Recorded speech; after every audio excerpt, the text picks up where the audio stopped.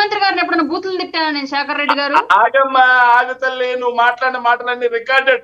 అడిగితానే చెప్పండి, మీ ముఖ్యమంత్రి గారిని ఎప్పుడైనా బూతులు తిట్టానా? నువ్వు కాదమ్మా, పేడపురుగు గేడపురుగు ఎందుకు నువ్వు కాదమ్మా. ఏందండి అది పూత? మర్చిపోయావన్నీ. ముఖ్యమంత్రి గారి కుటుంబాన్ని తీసుకొచ్చి మాట్లాడింది నువ్వు కాదమ్మా, మర్చిపోయావన్నీ.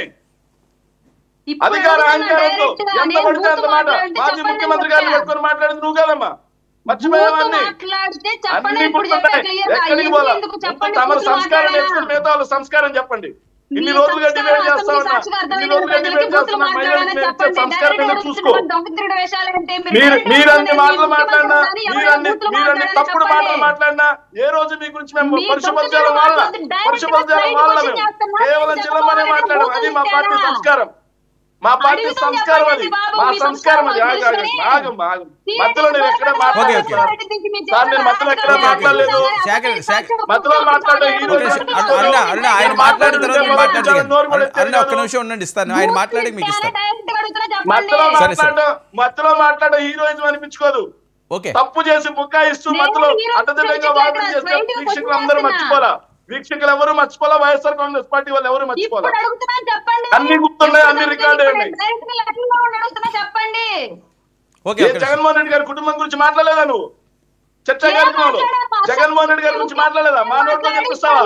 కొవ్వు ఎక్కి అధికారం మదనెక్కి మాట్లాడలేదా? మాట్లాడలేదా నువ్వు? ప్రజలు మర్చిపోయారనుకున్నావా? ప్రజలు మర్చిపోయారనుకున్నావా?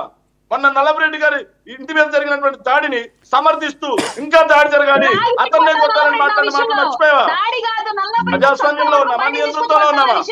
ఎక్కడొకలా, ఇంకో చోట ఇంకోలా, ఇంకో చోట ఇంకోలా 4 స్టాండ్లు పట్టుకొని 4 రకాలుగా మాట్లాడింది నువ్వు కదమ్మా, మాట్లాడింది నువ్వు కదా.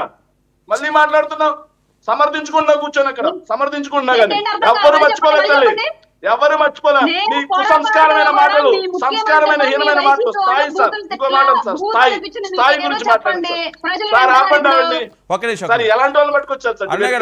హీనంగా మాట్లాడుతున్నారు. వాళ్ళ టైంలో నేను ఎక్కడ మాట్లాడలేదు. ఇలా మధ్యలో వచ్చి మాట్లాడితే ఈ రోజు అనిపించుకోదు. నీ టర్మ్ వస్తుంది, ఆగు. నీ టర్మ్ వస్తుంది, నీ టర్మ్ వస్తుంది, ఆగమ్మా.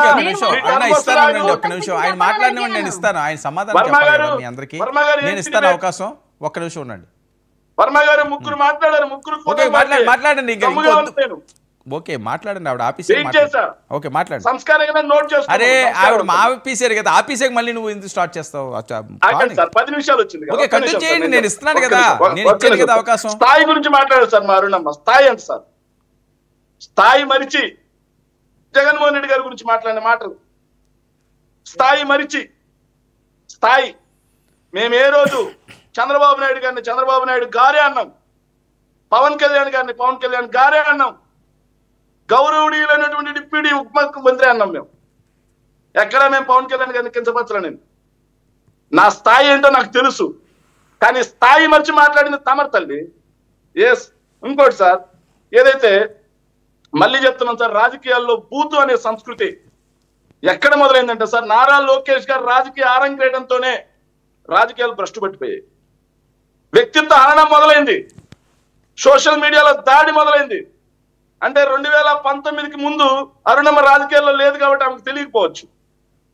కొత్తగా రాజకీయాల్లోకి వచ్చిన వాళ్ళు కదా ఇల్లు. 2004 నుంచి రాజకీయాల్లో ఉన్నాం కాబట్టి మాకు తెలిసిపోయింది. ఎస్. ఇంకో విషయం అండి, మిథున్ రెడ్డి గారి గురించి మాట్లాడుతూ నిజంగా బాలకోట అన్న సూపర్ అన్నా నువ్వు.